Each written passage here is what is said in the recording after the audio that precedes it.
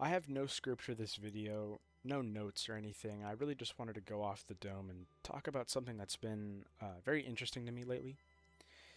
Um, this is the original vision I had for this channel, just kind of some gameplay with me voicing it over, talking about something mildly interesting that may appeal to a certain audience.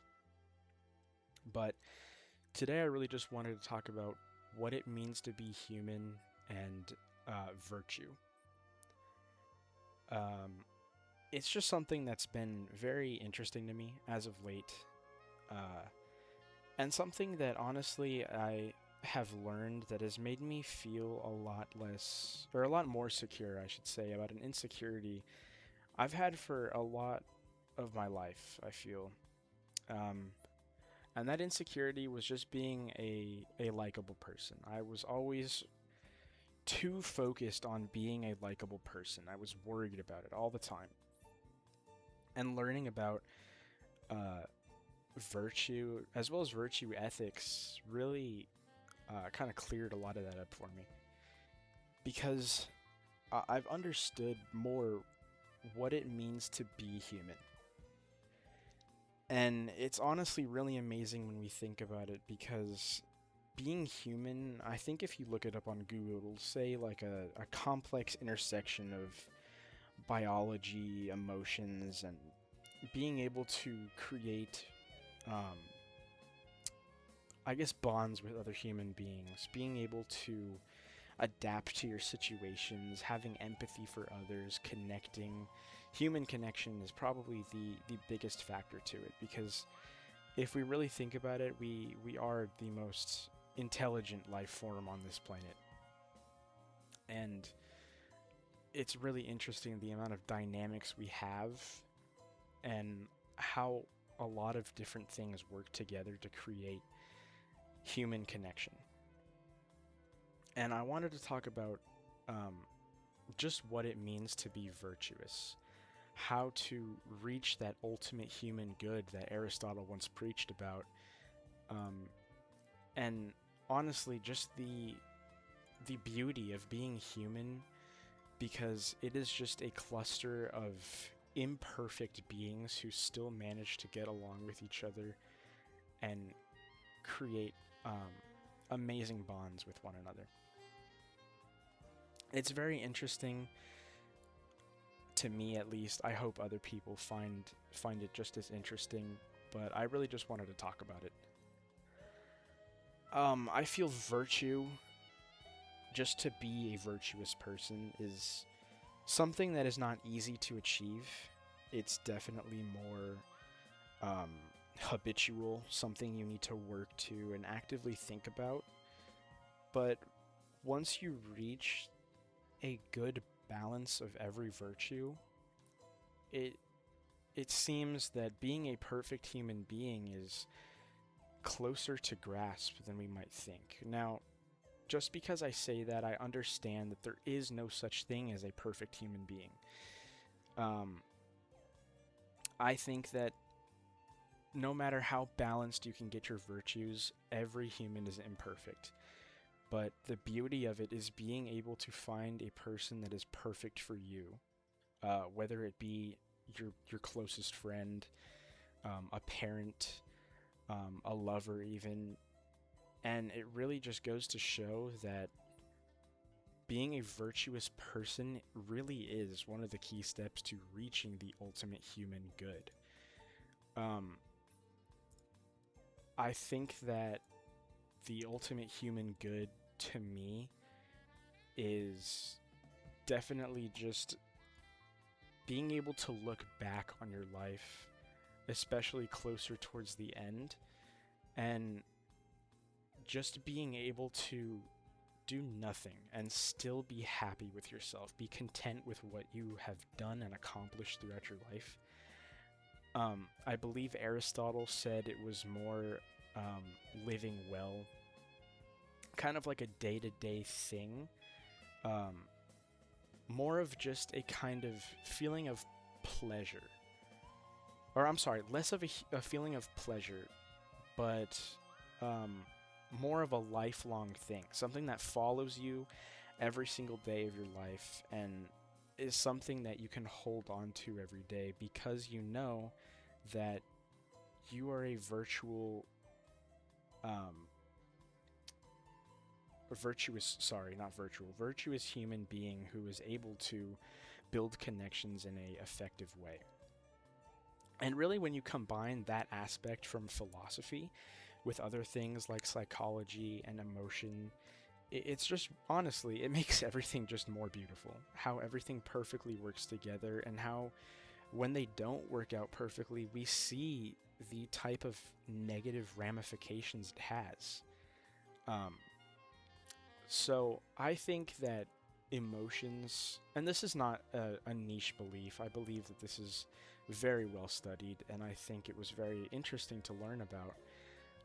But emotions being like oil in your engine, but for humans. It's just a natural lubricant for social and human connections that allow us to be virtuous.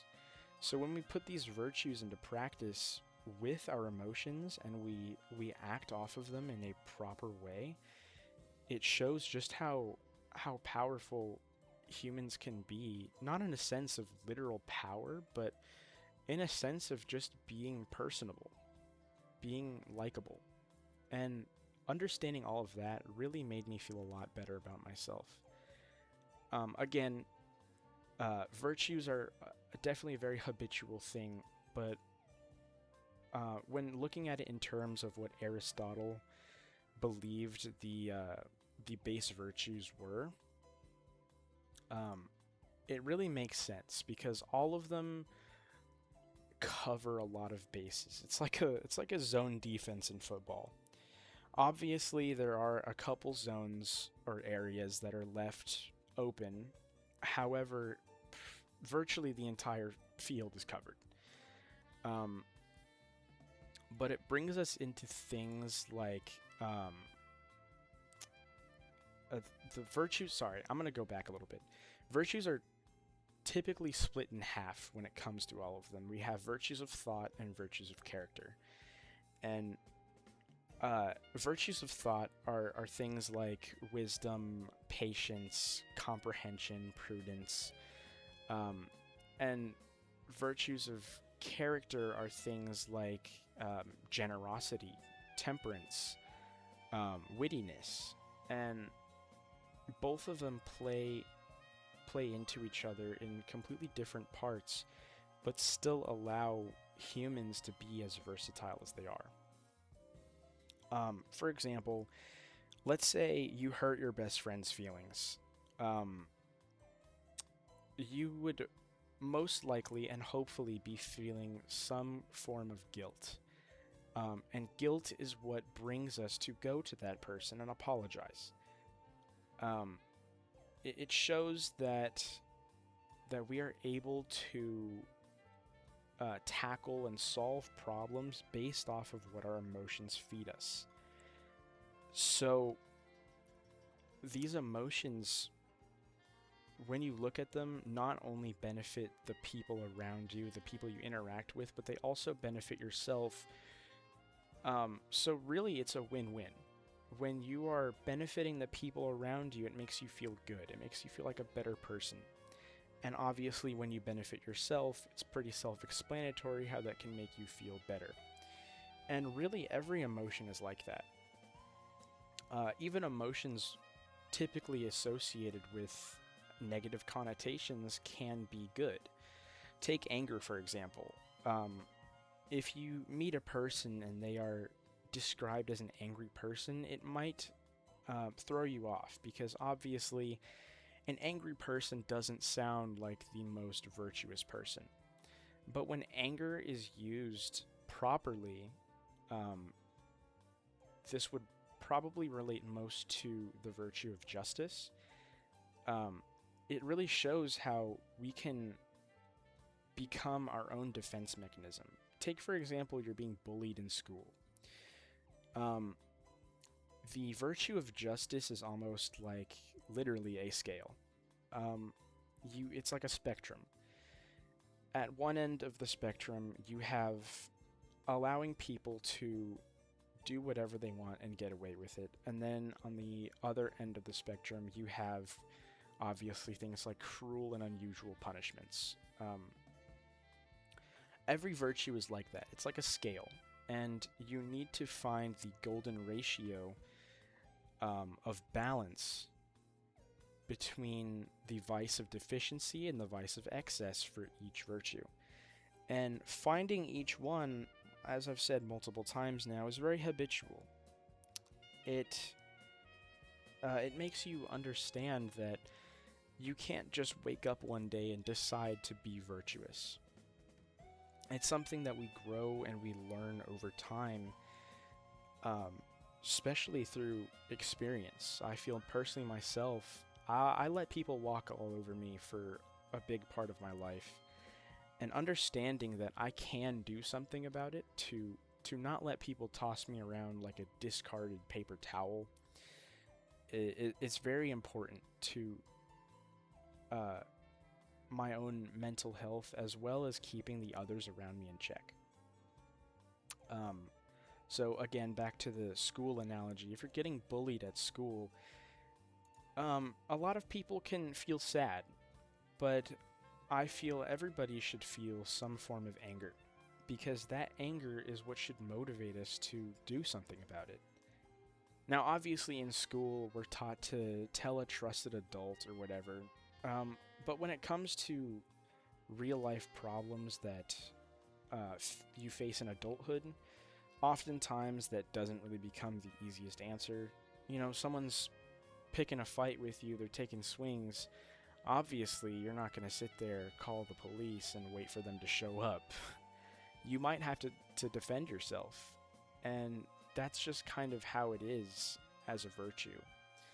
It's a game of ethics. It's based off of what the vice of deficiency and the vice of excess have a mean in the very middle that you need to find in order to best protect yourself and those around you. And to me, that is just so interesting. And also, the way that, like I said, I'm going off of Aristotle's main virtues. There are just some that make so much perfect sense that when you think about people who fall on each side of the spectrum, you can also maybe think of someone who falls right in the middle of that spectrum. Take wittiness, for example. I believe Aristotle defined it as the balance between being a boring killjoy and a buffoon. If you think about that scale, I'm sure you can think of a person who always was that boring killjoy. Someone who just wasn't funny, wasn't fun to be around. They weren't able to have a good time.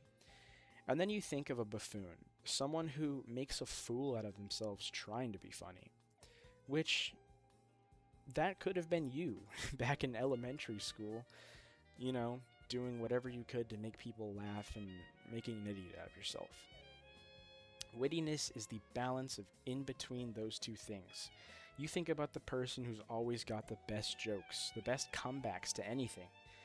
That is a person who has reached a virtue of wittiness. He's reached the golden mean, the perfect balance of that virtue.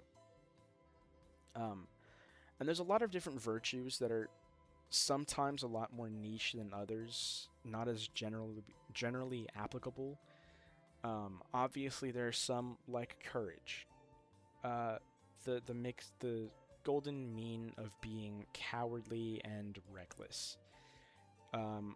Obviously, you don't want to be cowardly. You don't want to spend your whole life being safe, because a boat is perfectly safe at shore, but that's never what it was built to do. And then you have recklessness on the other side of the scale. Someone who doesn't think about anything they do. They go off of impulse. No matter how smart or stupid it may be. But to be perfectly in the middle. That's what the goal is. And obviously some of these are much more beneficial in social situations than others. Like friendliness. it is very easy to be too friendly and very easy to be not friendly enough. And both of them can have negative effects on friendships, and especially in the early stages of one when you're getting to know a new person. When you're not being friendly enough, it may give off the message that you don't like that person. When you're being cold and dry towards another person, they see that as a social indicator, something that says this person most likely doesn't like me. They won't bother to waste their time on you. Versus someone who is too friendly, someone who tells you too much, you might think that this person's a little bit outgoing, maybe too outgoing, and possibly even weird. It's the kind of person that makes personal jokes way too early into a friendship. Uh, like when I think about it myself, I have a lot of friends who obviously we have inside jokes, things we know about each other that we pick on each other for. But at the end of the day, it's friendly banter. If I were to make a joke with one of them a month after I'd met him, it would definitely come off very poorly and really could put the friendship at jeopardy. Um, I think that there is no virtue that is better than the others. It is definitely arguable. It's definitely plausible to create an argument of one that could be, but um, I think the one that I believe everybody should achieve to reach is temperance. Temperance is the balance between being too insensitive and too sensitive. Um, and this one is definitely very important because I feel there are a lot of people who, when they're too sensitive, can't take advice. They can't take constructive criticism. Oftentimes, when we give advice, it's not to put another person down, it's to point out a crack in the dam so that it can get patched up. Um, and I feel that when people are too sensitive about something, it can honestly make conversations like that hard, or even scarce to the point where they never happen. You never feel like you can talk to somebody about a problem you might have. Um,